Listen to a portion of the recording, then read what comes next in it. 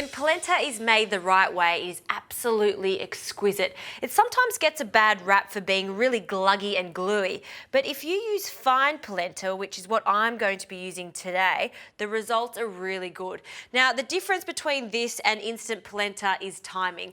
This polenta takes about 30 to 40 minutes to cook, whereas instant takes 2 minutes, and that's where the results aren't as good. Now, fine polenta can be found at most good delis.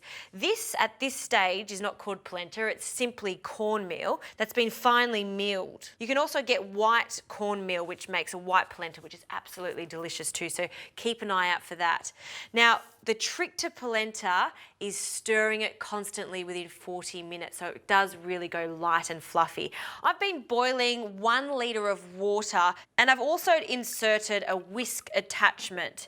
Now I'm going to rein in the polenta. Now this is 200 grams, and just when I say rein in, it means just very gently add the polenta. You don't want to add it all at once because that means it'll clump. So reining in is the terminology for just slowly adding it. Okay, now that that's in, I'm going to place the lid on, and I'm going to cook this on a really low speed, so it's just going to constantly whisk this at 80 degrees for 30 minutes. So the machine does all the work for me. Now, of course, you can do this the traditional way in a pot, but make sure you've got a little bit of elbow grease because you're going to need to whisk it every 3 minutes. Now, I'm going to serve my delicious polenta with mushrooms and speck. This is my favourite way of serving it, and all I'm going to do is saute this with a little bit of speck and some garlic, and I'm actually going to do this at this stage, and it can sit there, keep it nice and warm until the polenta is cooked.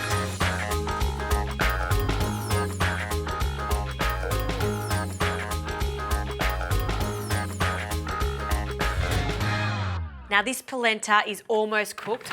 I want you to see how beautiful the consistency is. See how soft and glossy and light that is? That is a good sign of great polenta. Now to finish it off, I love the addition of some butter. So just a little bit of butter and a good handful of Parmesan cheese goes in. Now the lid can go back on, and this is going to cook now for about 2 minutes until that cheese melts and that butter melts. Now I'm just finally chopping some parsley to finish off the speck and mushroom mixture, just a small handful. I've turned off the heat because I still want to keep that bright colour of the parsley, and I'll just toss that through. This is still warm and that's ready to go, and my polenta is ready to go too. So I'm going to take it off and we can serve it straight away. You do want to serve polenta straight away or else it does firm up quite a lot. And I am so happy with the results. See how it's not too thick and it's not too soupy either. It is just right. Now I'm going to serve it in a shallow bowl. A few generous spoonfuls. The colour's perfect too. It's not that bright yellow colour like instant.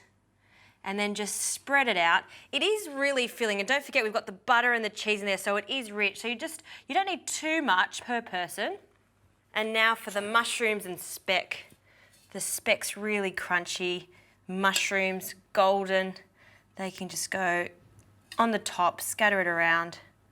Don't overfill it with the mushrooms and the speck because it really is all about that delicious polenta. And if you like, you can put some more Parmesan.